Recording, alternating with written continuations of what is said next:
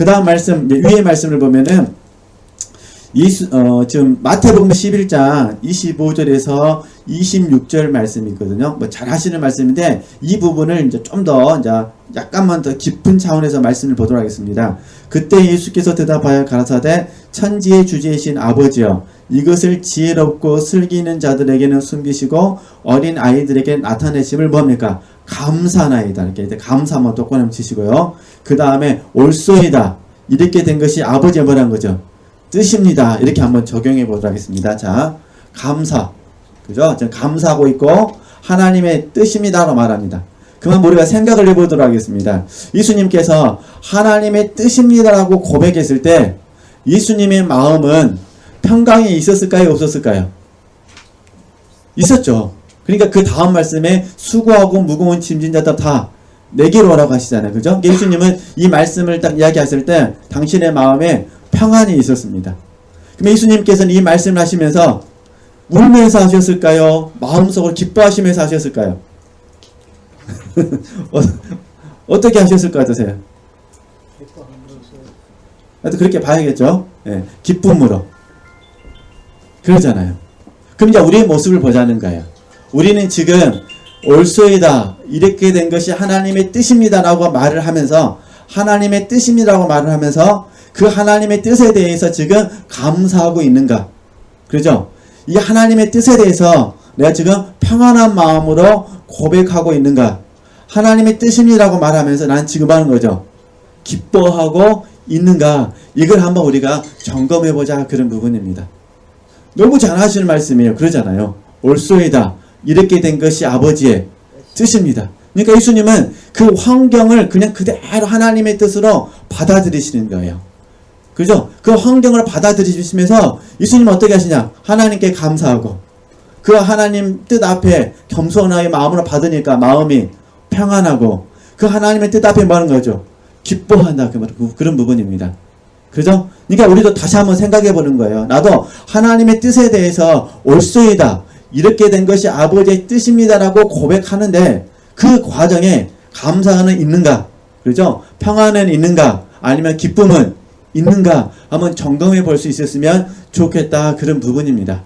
그죠? 그러면 이제 여기서 이제 좋은 제자니까 좀만 더 이렇게 제자의 입장에서 한번 적용해 보도록 하겠습니다. 사실 제가 기쁨 이야기 했으니까 우리가 할 수만 있으면 주 안에서 기뻐해야죠. 그죠? 주 안에서. 주 밖에서는 기뻐하기가 어렵습니다.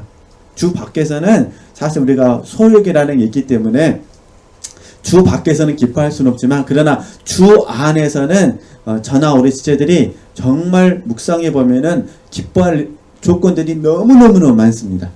단지 우리가 연약한 육체가 있어서 주님 밖에서 기뻐하려고 하다 보니까 감사가 실종돼서 그렇지 사실은 주 안에서 보면은 정말 기뻐할 거 많이 있습니다. 그죠? 첫 번째, 주 안에서 기뻐할 게 뭐가 있냐면 잘 아시는 것처럼 저와 여러분이 정말 구원을 받았다는 것에 대해서 묵상해 보면요 너무너무 기쁘실 거예요. 근데 오랫동안 신앙생활 하신 분을 보면요 안 기뻐요. 별로. 왜 별로 안 기쁠까요? 너무 좋은 것이 지금 아닌 게 돼버렸어요.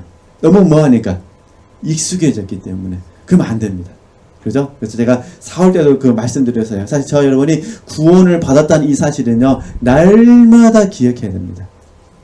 날마다 기억해야 돼요.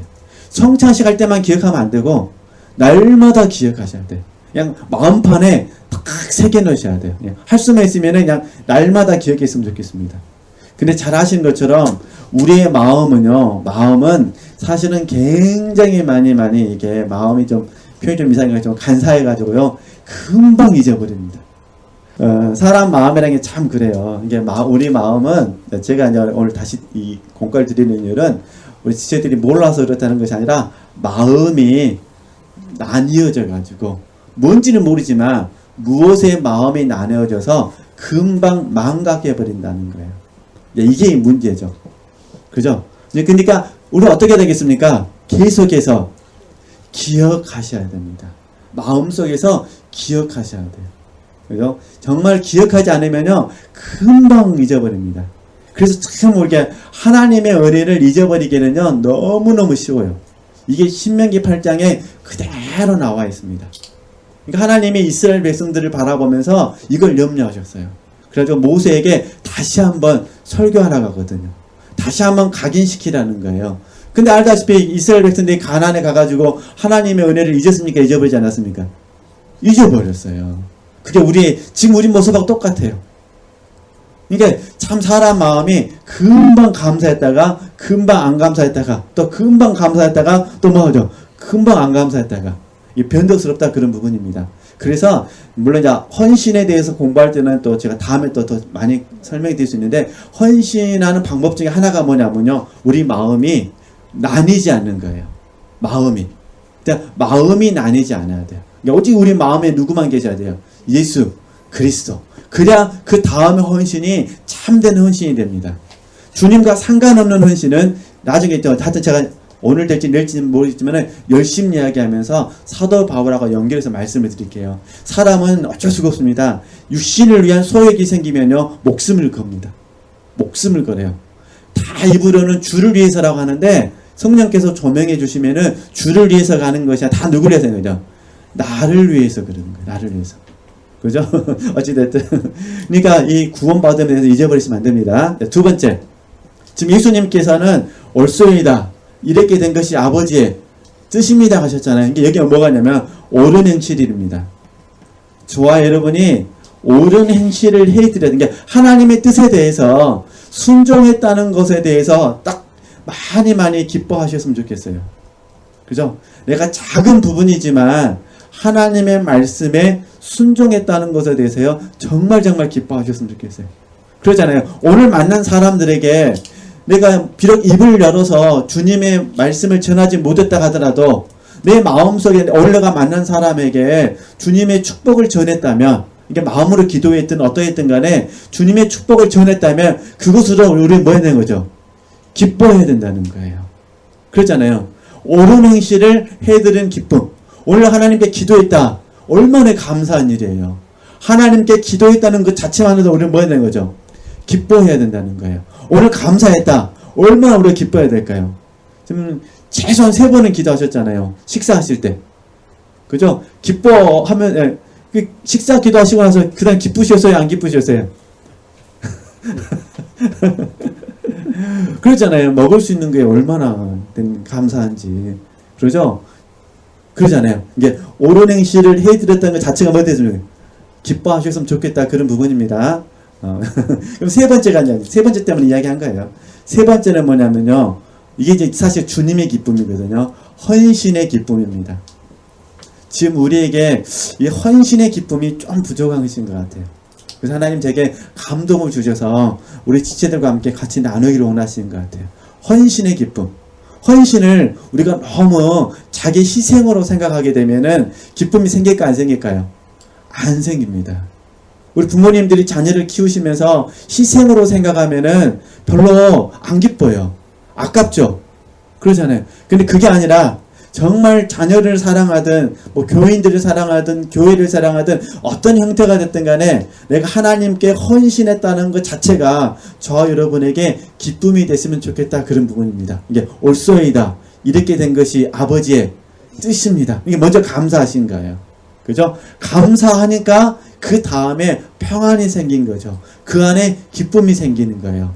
이걸 저희들이 더 깊은 기쁨이라고 그러죠. 주님 편에서는 가장 깊은 기쁨이 되시겠지만 우리에게는 아직 가장까지는 아니니까 이게 저와 여러분이 더 깊은 기쁨을 가지셨으면 좋겠어요. 그러잖아요. 헌신의 기쁨. 그죠? 옳은 행실을 해드린 기쁨. 구원받은 자로서의 기쁨. 이 기쁨이 정말 우리 지체들에게 회복이 되어주셔가지고 LA에서 삶을 사실 때 하루하루 삶을 사시면서요 정말 이렇게 기뻐하는 마음으로 사셨으면 좋겠습니다. 그죠? 카톡에서 제가 단톡방 그 묵상 올려드리잖아요. 땅 띵동 뭐 카톡 올리잖아요. 그 소리가 지체들에게 기쁨이 됐으면 좋겠습니다. 또 왔네 또 왔어 이게 아니라 자고 있는데 잠 깨버렸네 이게 아니라 기쁨이 됐으면 좋겠어요. 그러잖아요. 이게 저도 하나님께 소원을 드려요. 옳은 행실 때문에 순종하는 것도 있지만 사실은 그게 헌신의 기쁨이 되길. 그러잖아요. 보내는 저도 기쁨으로 보내고 받는 우리 지체들도 기쁨으로 받고. 왜냐면 헌신이거든, 헌신. 결국 헌신된 제자가 돼야 됩니다. 좋은 제자에 여러 가지 덕목이 있지만은 그 중에 하나가 궁극적으로는 헌신이거든, 헌신. 근데 그 헌신을 우리가 바르게 헌신하자. 그걸 제가 말씀드리는 거예요. 그래서 예수님께서 어떻게 하셨는지. 그죠? 그러니까 저나 우리 지체들이 한번 이렇게 한번 적용해 볼 수 있으셨으면 좋겠습니다. 네. 구원을 받음에 옳은 행실 해드림에 그 다음에 하시면 헌신의 기쁨. 네. 적용하시면 도움이 되실 것 같고요.